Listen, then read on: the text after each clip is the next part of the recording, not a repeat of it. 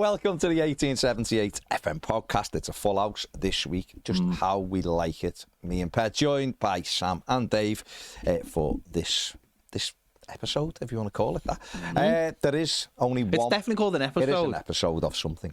Always. Yeah. Always. Lads, Everton entertained relegated Ipswich at the weekend. Got a couple of goals up. Looked all nice and easy. Then forgot that you had to tackle people.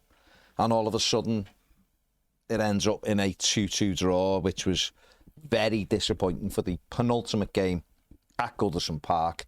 Sam Avery, what are your thoughts? It was rubbish, wasn't it? The word entertained is doing some heavy lifting there, because it was. I suppose if you're a neutral, it's quite an interesting match because of the way the 2-goal deficit was clawed back. But it felt like going back to the start of the season, didn't it? In a way, in the way that I had this little moment where, because it's the penultimate game at Goodison, of course the game on paper doesn't matter, but you want to win this game. You want to win the last game against Southampton. And I thought the start of the match, we were, not much was going on the first sort of 15, 20 minutes. It was a little bit dull. But I'm still at the point where I'm kind of enjoying boring matches with Everton that don't mean anything to some degree. I'm just thinking, well, at least this is better than the alternative of being super stressed about something. Yeah. Then we go 2-0 up and we're totally in control. And I thought we're going to win this 4-0. When they started to make their comeback, as soon as they got that one goal, I thought, I can see us conceding here. And I don't know whether I think it was because it's the penultimate game at Goodison. The game meant something to me. And because it meant something, it opened the mental pathways to all those games at the start of the season when games were really important and points were necessary. And I just thought, I've forgotten about this feeling of really caring about your team collapsing. And it was horrible. And then I was thinking, oh my God, like going back to the start of the season when you were worried about other teams' results and, but a promoted and subsequently relegated team and Ipswich coming, Ipswich are a really poor team. And I don't know whether it just speaks to, what the manager's done in the, since he came here, and he's dragged those players probably to, and we always felt this squad were, capable of better than what they were producing, but whether he's dragged them at times above what they're capable of. And I think now we're starting to see a little bit more of a realistic picture of what this squad's capable of. And I saw some stats about Decore and games where he hasn't played and how poor Everton's results have been. I meant to save the graphic because if it was true, it was alarming how impactful he is on this Everton team, even though he's got his faults. So all in all, by the end of the game, I was really, really annoyed and really pissed off that this penultimate game at Goodison was just kind of ruined a little bit on the pitch. Before I go to Dave, I fully align with that, Sam. It's that I've been so chilled since Moyes come in and we got the early wins and enjoying them. That even the City game the other week when we got beat, even though it was tight, I was a bit like, well, we get... And then West Ham was a bit frustrating, but even then it was like, well, it's another point, let's keep going. But on Saturday, because they were relegated and because we were 2-0 up, and the game should have been put to bed, and they weren't very good, I was very, very snappy Saturday night, and it was a feeling I haven't had for a while, where it was like, it just irked me. What a great use of the word. That's the word. So much on Saturday, and it was that thing of like, I haven't felt like this for ages. Dave, I mean, what was your take on it? Complacency, apathy, irksomeness, to use your word. I think a game of two halves. I'm just going to use one words and cliches and whatnot. It seemed to me. I mean, I wasn't there, unfortunately. It was a game actually I very much wanted to be there for, but I couldn't be, which is why my last one was the Arsenal game at the beginning of April. But I think you're right to agree with all of you. When they went 2-0 up, it should have been 4-0, and it should have been that good final ever 3:00 game at Goodison Park. And instead, it seemed to me that actually they sort of almost got carried away with the celebrations and whatnot, and the banners and the flags and the crowd, and just sort of assumed that this was going to be a given. The fact that it was going to be an easy and comfortable win. And, once they got that goal back, which was a worldie to be fair, but it gave them belief. And I just don't think that the focus was there from us. I think that that they just felt that it was a bit too easy and a bit too casual, and they got punished. And actually, to be fair, towards the end, if anybody was going to win it, it looked like Ipswich could have won it. You know. So that was disappointing. Ped, I think, going back to what you said in terms of your post match, and when you saw all of the efforts that the 1878s and whatnot had done, and what everybody had done in terms of making this a really, really special day, because obviously while it's not the final game, the last one on a Saturday at 3:00 is obviously got to be significant. And I just think it was a shame that same level of sort of passion and commitment and effort all round wasn't matched by the players, certainly in the second half. Yeah, I'll use one word: shite. The second half was particular. The second half was really bad, wasn't it? And it was... No, I mean, listen, as I said the other day, it's in a normal season, this won't be a game that you'll remember. You'd just be one of those typical end-of-season games. Yeah. I remember when we drew 1-1 with Southampton. Tom Davis deflected goal in the last minute to get us a draw. No one's ever going to look back at that game and care. But obviously for this game, it was a lot of people's last game at Goodison Park, and it will mean something for them.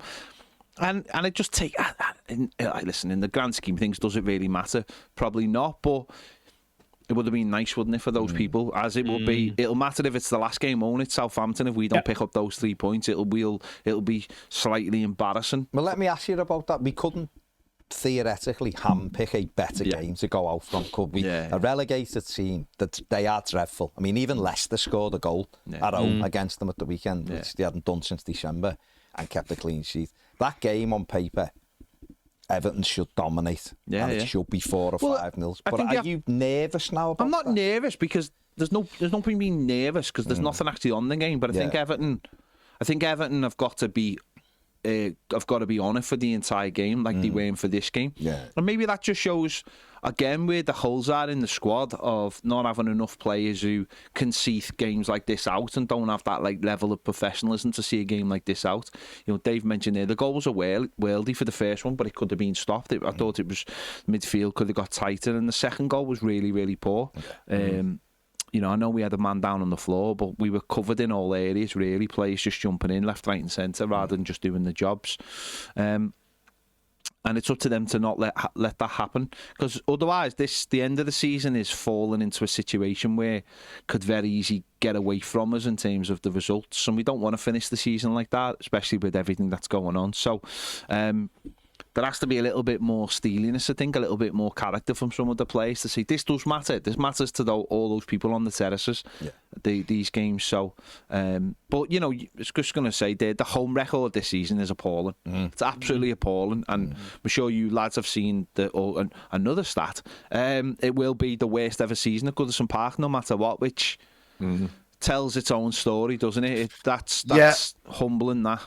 Isn't that because if we take the emotion out of it and take our attachment to Goodison Park out of it, I mean, I noticed from watching that montage, that brilliant montage on Football Focus, showing all these great moments from Goodison, and what really kind of brought it home to me, which is weird because I've lived through it all, but is that you've got all these great moments, and then from about 1988 onwards, it's generally crap moments, generally escapes, pitch invasions. There's 4 or 5 of them, isn't there? Different pitch invasions staying up, and you're like, well, it's time to go, innit? Because Goodison Park, the recent memory, certainly since I've been going the match, has been pretty poor, apart from probably, most of that Moyes era, the first time he was here.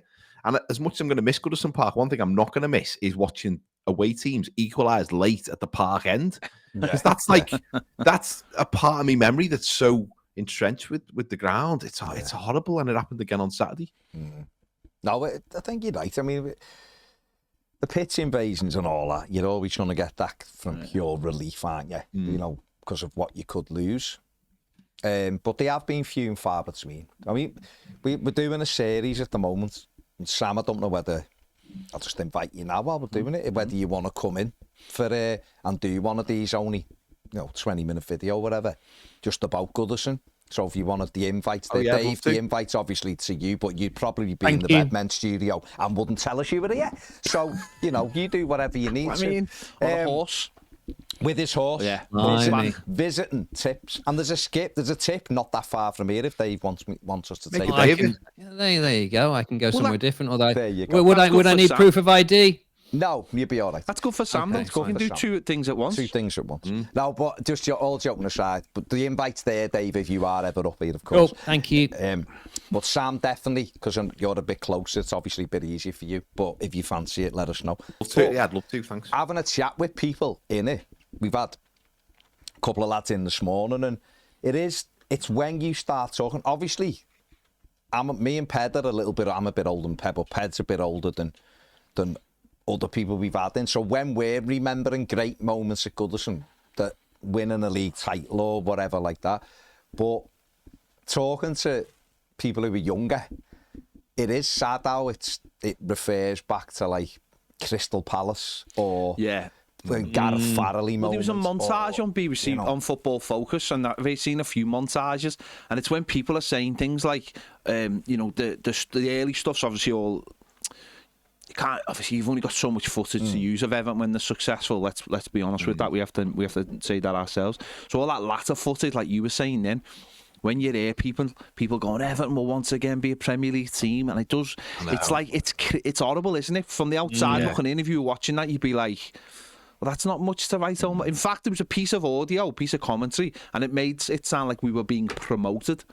Not like it was. It was horrible. Not retaining the status, but actually gaining it. It's and I just thought this is not what I want this ground to be remembered for. Like it's not like we've been this, and this is the mad thing.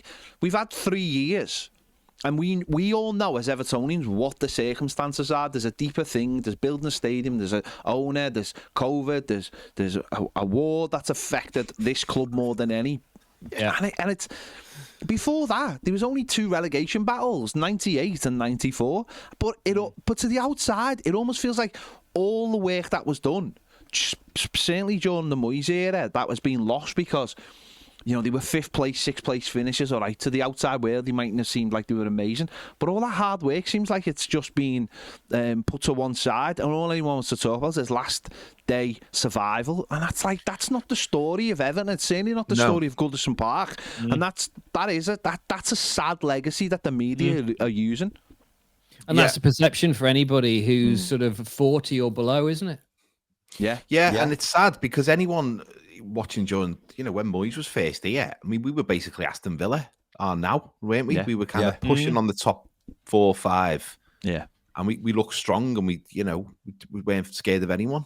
And it's that recent memory, which is, hopefully we can look forward now. And I think that's what a lot of people are starting to do. Look forward as we're approaching the last game and look forward with some optimism, because there is cause for optimism, which we've discussed. But yeah, that recent legacy of the ground, because, I don't think any of my happiest moments, and I'll tell you this in detail, Baz, when I take up your kind invitation, but it's maybe the Wimbledon game aside, I don't think any of the other happy moments are those relegation survivals. But obviously that's great footage in it. Everyone's celebrating, everyone on the pitch, and it just makes it look like Everton are trying to stay up by the skin of the teeth every year. But the Wimbledon game was, I mean, you talk about the Wimbledon game. The Wimbledon game was such a one-off at its time because Everton hadn't been anywhere near that. So it was such a one-off at the time, and there was other reasons. I mean, don't forget, 4 teams got relegated that season as well. So that added to it. But it was such a one-off, and then 98 was the anger, and then of it all saying this would never happen again. But it's just the last 3 and it was only like 2, wasn't it? Let's be honest. It was only 2. Last year wasn't really relegation fights as such. It was only 2. It was 2 not last home game survivals. But that can't be how the legacy of Goodison Park. I just think it's so sad when you're saying to people like, what's your best memories, and some of them are them, and you're like, that's grim. It's grim.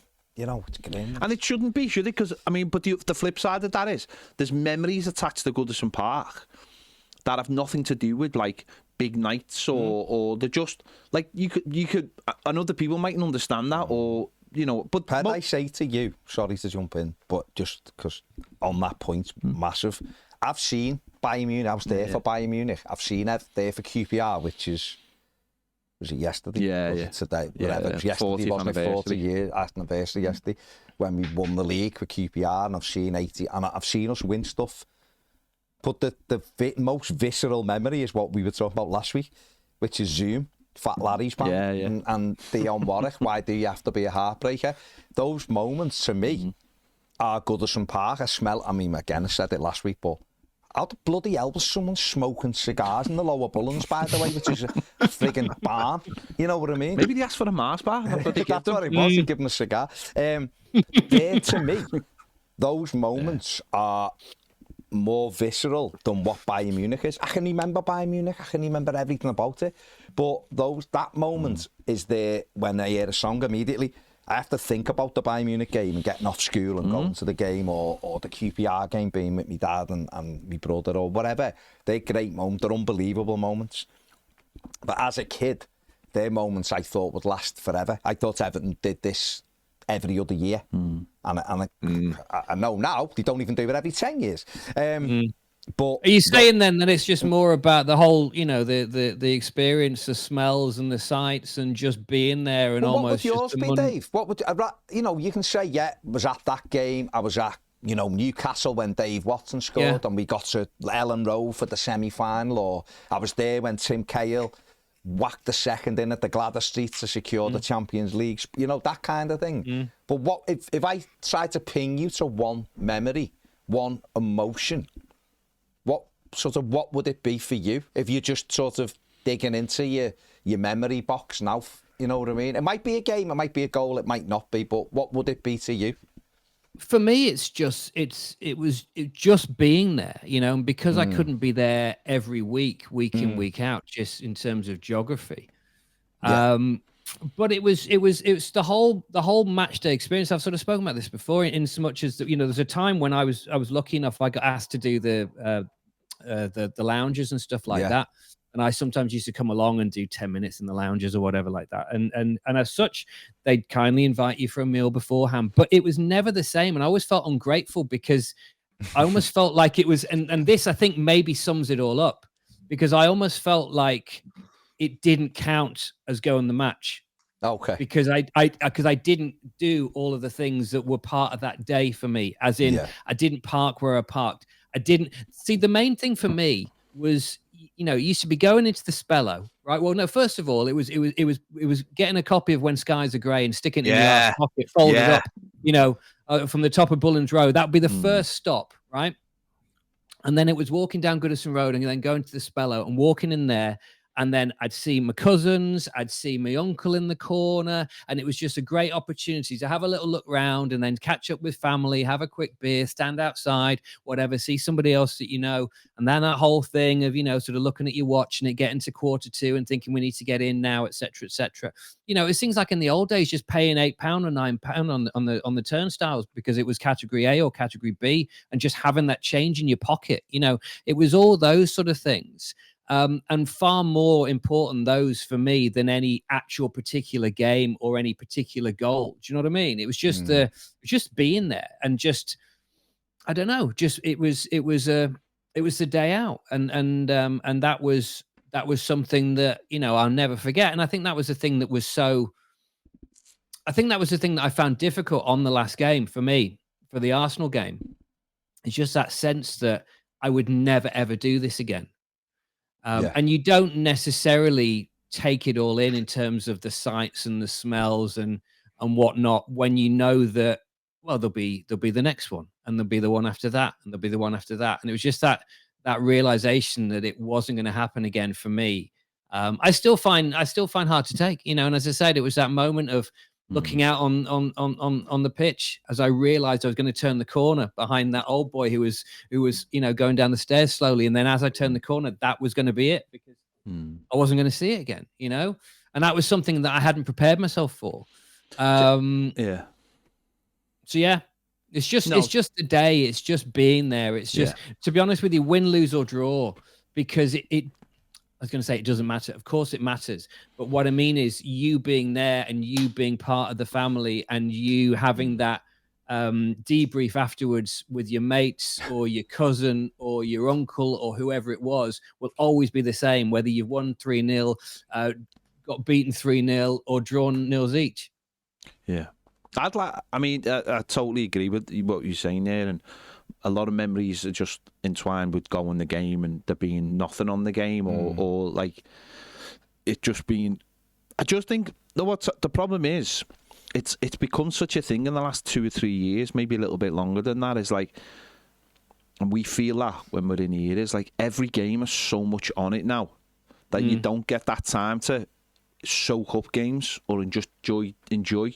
Like, I used to have a really good routine going the game, and now I feel like I haven't really got a routine as such. It's more just like getting down there, I know yours is even less so, but it's just like getting down there, getting in the ground, and then like, away we go.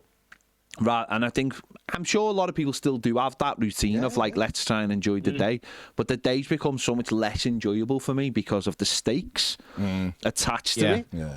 Where you can't enjoy, a lot of people going for a pint and all that. We used to go to a little like sort of private members bar, and it was absolutely lovely. It was brilliant. It was absolutely brilliant. Before and then after the game, but we were in relegation fights. We were going for Europe, and you'd be more disappointed that I don't know, you might have won, but another team might have won. They've pushed you out of a position or whatever you're fighting for. I just want some of that back, where it's like you do have a bit of a match day ritual. I think we're all going to have a little bit more of a match day ritual just because of where we're going and where it is in the city and stuff. It's going to maybe take a little bit longer to get in and out of it, but I just crave more than anything just that normality of going the match and being able to enjoy it without those huge stakes. Because as I said, like watching, I feel embarrassed watching these montages and it being about survival. But that's all that everyone's recent memory is. It's survival and Everton staying up, and it's just like that's not Everton to me. That's never been Everton to me.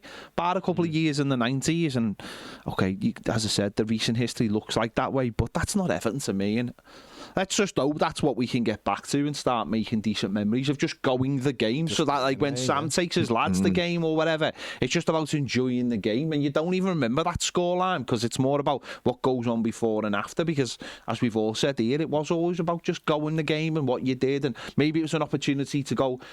You saved all your money up and you go to the club shop because that's the only club shop. There was never a club shop in town, so that was the only opportunity you had to go to the club shop was when you went the match, and you've saved up money and you get to go and buy something. And there was no online store, so you actually didn't know what was in there till you got there and all that kind of thing. They were always the joys when I was a kid, or the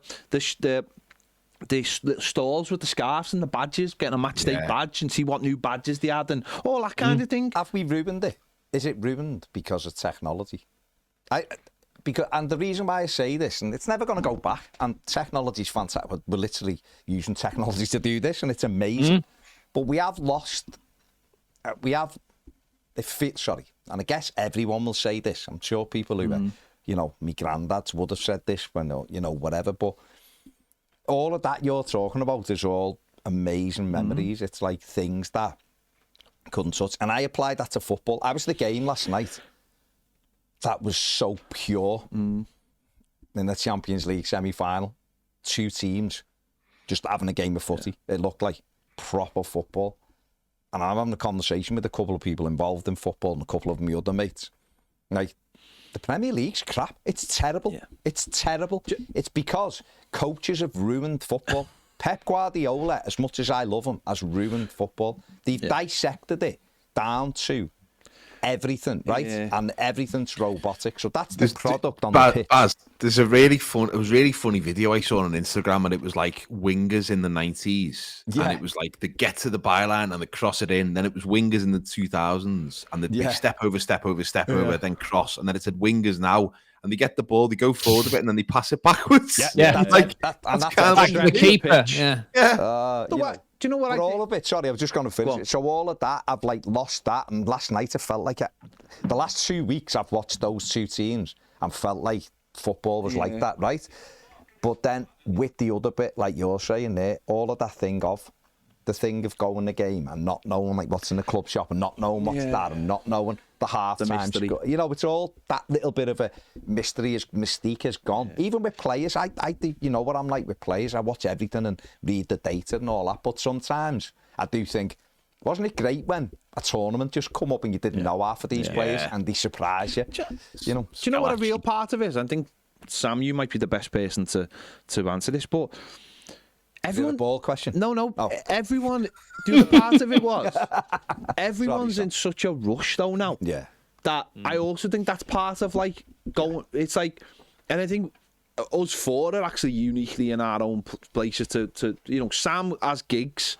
You know, he's in one place to the next all the time. Yeah. So you know, does that mean you can't enjoy that full day with one of your lads or both of your lads? You know, Dave doesn't live in this part of the world, but he does what we do. So he's always doing different things. Might know the next day. We do this, so we don't truly enjoy our match day because our match days also work for us. So maybe we're not maybe the best people to ask, but everyone does seem to be in a rush now. And the and because of the kick-off times as well, obviously used to be 3 o'clock, very rarely strayed away from that. Kick-off times are all over the place. People are working all different times. I don't know whether people get to fully enjoy that match day now properly, like from beginning to end, so that, you know, I mean, how many times I imagine people have had to go, they've gone the game, it's been a bad result, and all they do then is rush away from the game, and their lasting memory of the day is the game, where really most of my favourite games at Everton have been more about what's happened after the game and nights out I've had after the game, and people are more concerned with getting out of the car park on time. Yeah, that's it. Do you know what I mean? I mean, genuinely, you know, when you see people like legging it out and it's all to try and beat the bloody rush out the car park rather than actually savouring it and, you know, taking your time. Yeah. But did people leave early? Did people leave early on Saturday? Because I was watching it on the TV, but it didn't look like as many people were leaving early, even though the game was petering out and it looked like Ipswich were more likely to score. Did people stay in the seats for longer because it's the penultimate game, do you think? I felt like they did. You know, I know the Park End those normally got no one in. Yeah. You know.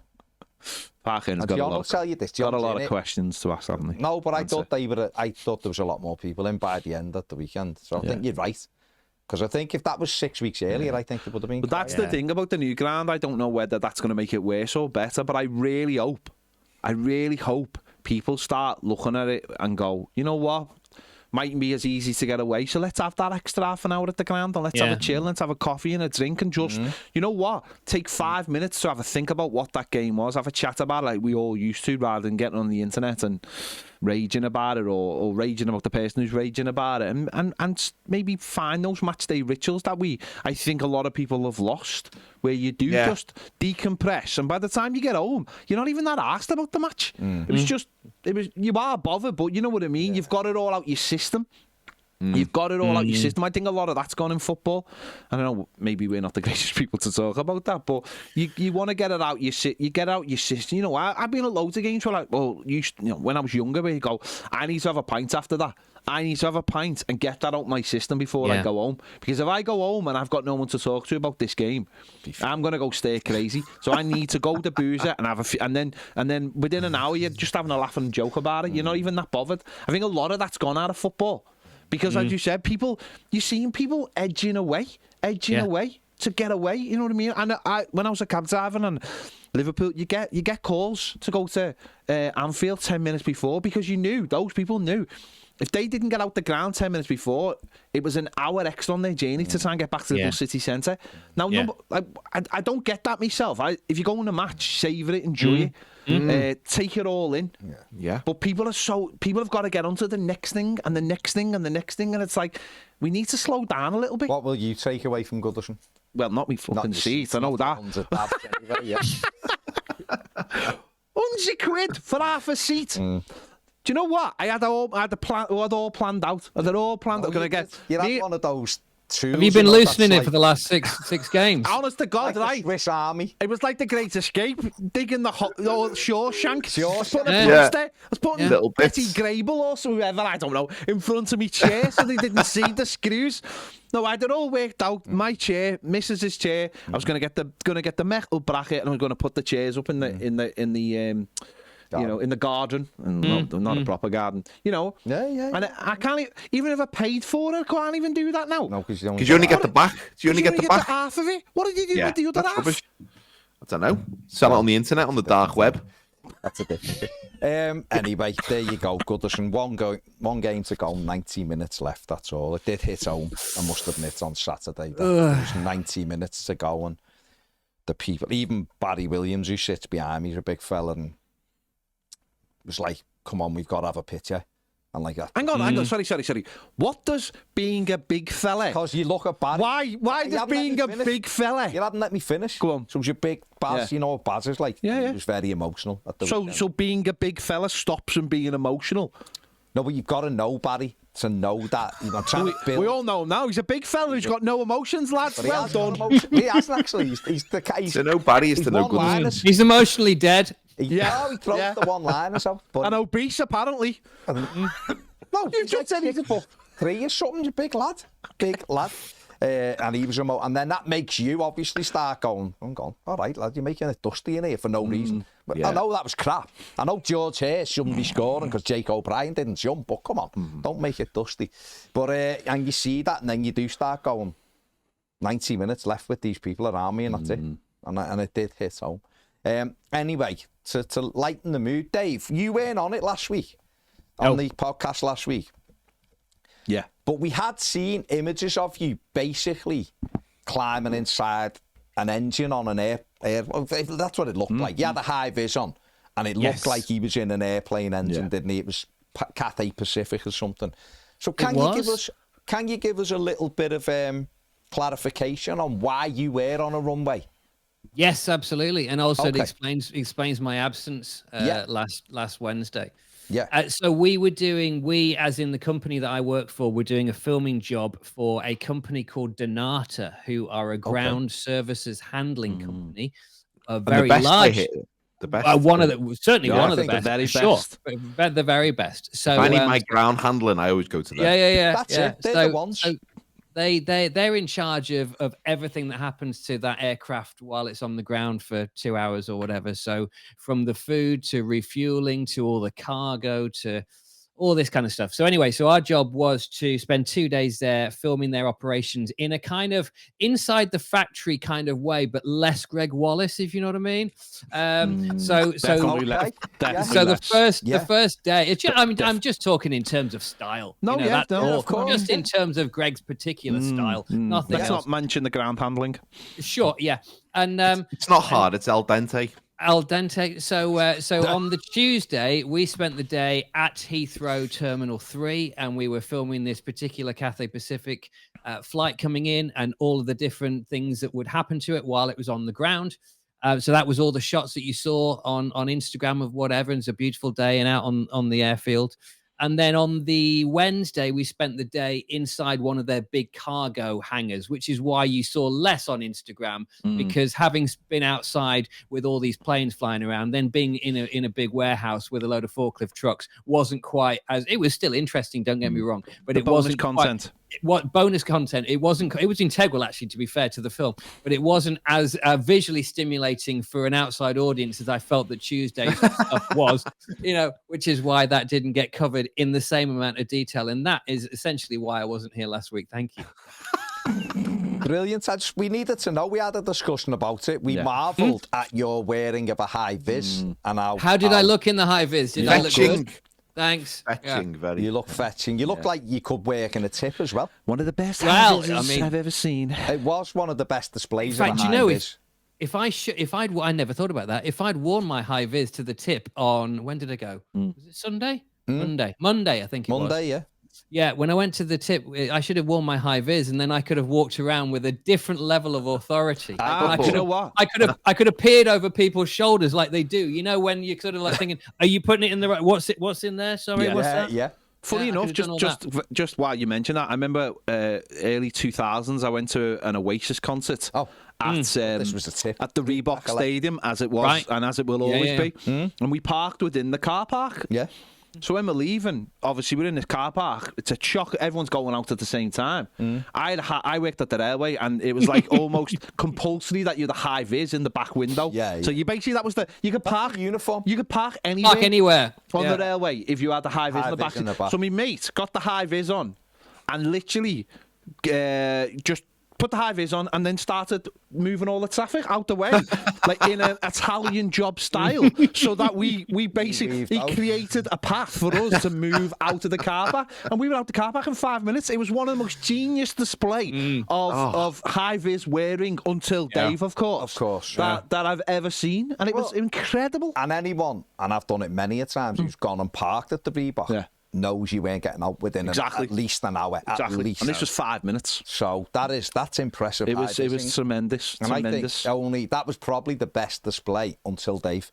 In the last 20 years. Easily. You know what I mean? Easily. So, listen, I'll happily be in the top 3 or 5 with Ped. You know, listen, I'm not too proud. No, not Dave. You've done it. Ped's mate was doing it with motor vehicles.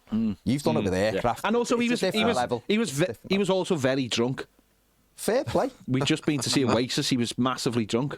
And you're not allowed to be drunk on an airfield, or certainly it's frowned upon. Probably not advisable. Frowned upon, Well, how fast do they spin? Yeah, exactly. No hands. No hands.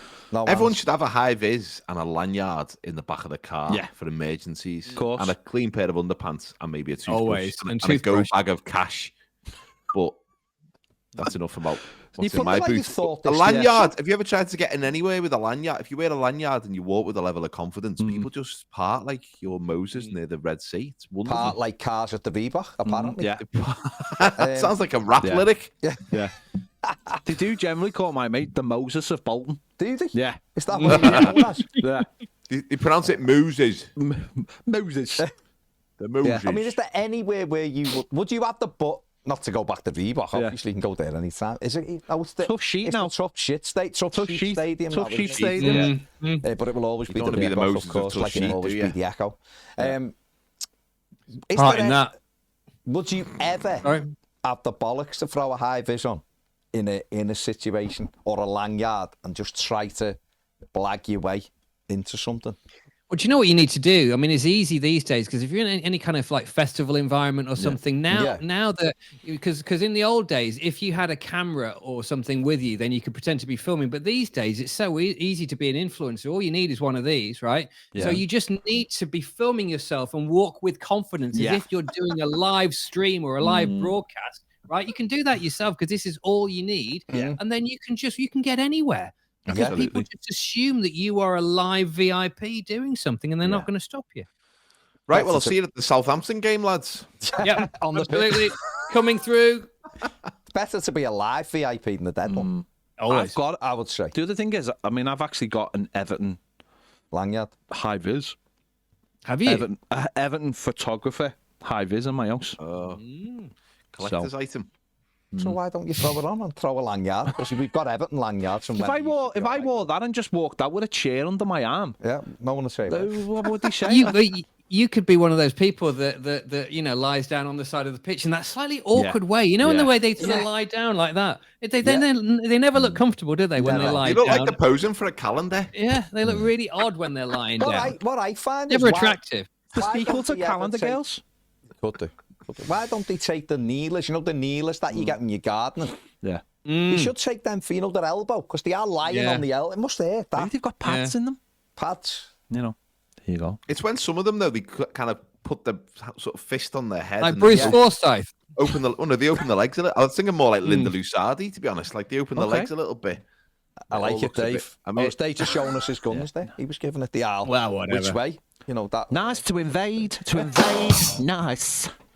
Nice to photograph you. To photograph you, nice. Good game. No, mate, it was Ipswich. It was terrible. Terrible. Average at best. You get nothing for a draw in this game. Well, you do, Bruce. You get a point, but fair play. Couple of quick rapid fire for you two options. Okay, you ready? Mm-hmm. Yeah. Money or happiness, Dave? Happiness. Sam? Happiness. Okay. Cats or dogs? At a push, dogs. Okay. Depends how they're cooked. Dogs. Okay. Well. Summer or winter? Summer. Like it. Do you watch shows one episode at a time or binge whole seasons? Binge if I can. I do one episode. Yeah. And get bored? Not that I get bored. It's always bedtime. I'm tired. Yeah. Salty or sweet? Sweet. Salty. Would you rather fly? That should be our double act, eh, Sam? That's our stage name when we do the Butlins tour, Dave. Absolutely, salty and sweet. It works. It works. Would you rather fly or have a super strength? Fly. With your high vis? Fly or have a super strength. Yeah. I Is mean, flying not a super strength? well, maybe strong, maybe strength or flight. Which one? I'm going to go flight. Okay. Flight. If Dave could help me land as well, that'd be He amazing. could with the El Dente or whatever they were called. Absolutely, yeah. Them people, yeah. Would you rather find a dream job or win the lottery? Win the lottery. Win the lottery. Absolutely. And then finally, are you more of an introvert or an extrovert? I'd rather not answer. Yeah, I'm a bit shy about answering that as well. Okay. Fair enough. All right, a night out or a night in then? Well, do you know what? I mean, I like them both, but more so now I'm enjoying a night in. Maybe that's an age thing. Night in all the way. The best night in is when you're meant to be going out and then someone cancels and so you have a night in instead. I like going out, but I don't like going very far.